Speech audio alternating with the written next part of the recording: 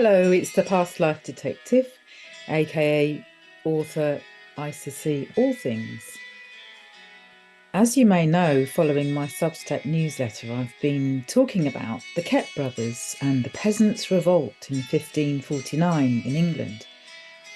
And one of the key sites that I've been looking at was Cow Tower, which is actually one of the best preserved lookout towers of its time, still surviving from medieval times. And this weekend I went down to Cow Tower for something quite different, and that was an open air theatre. It's the Past Life Detective, and I'm down at the Cow Tower, which is looking very different today than it would have done a few hundred years ago in Robert Kett's time.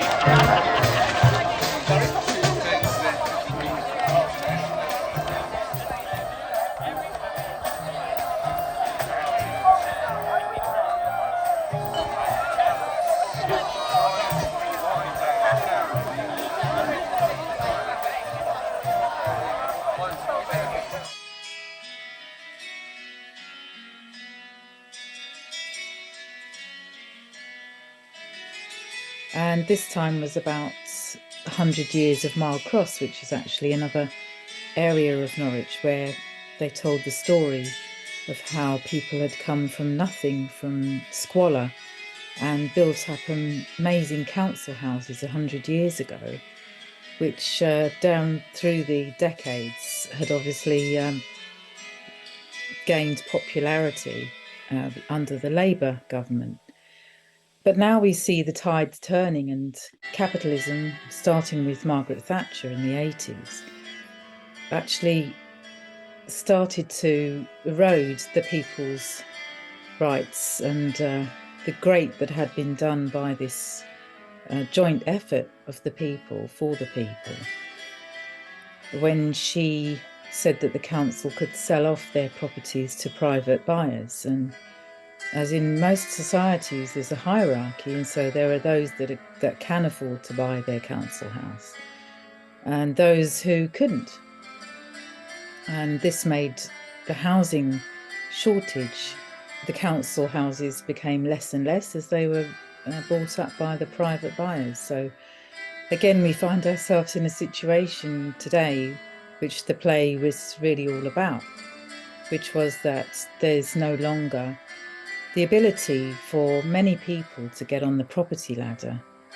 Those going to uni have sky-high bills when they leave uni, and they have to pay those back, and they can't afford to get on the property ladder and own a mortgage and get a house.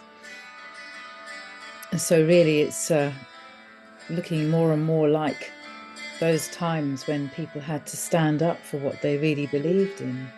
And hopefully it won't come to pitchforks this time. But let's all try together to petition the government for our rights and to stand and make our voices heard, just as the brave Kett Brothers would have done. So my next edition of my email newsletter is number 4 about the Kett Brothers, and it's going to be going into the more metaphysical side of how the Past Life Detective sleuthed clues to show that there were actually 2 of her soul tribe who had a past life as Robert and William Kett, and how that pattern of their unjust passings being hung in chains on the castle would actually be carried down through the centuries and still find itself repeating in buried trauma in the body. And I show you how we went through a protocol and how we released those traumatic patterns from the body through spiritual healing. So tune in for that for my next podcast in 2 weeks.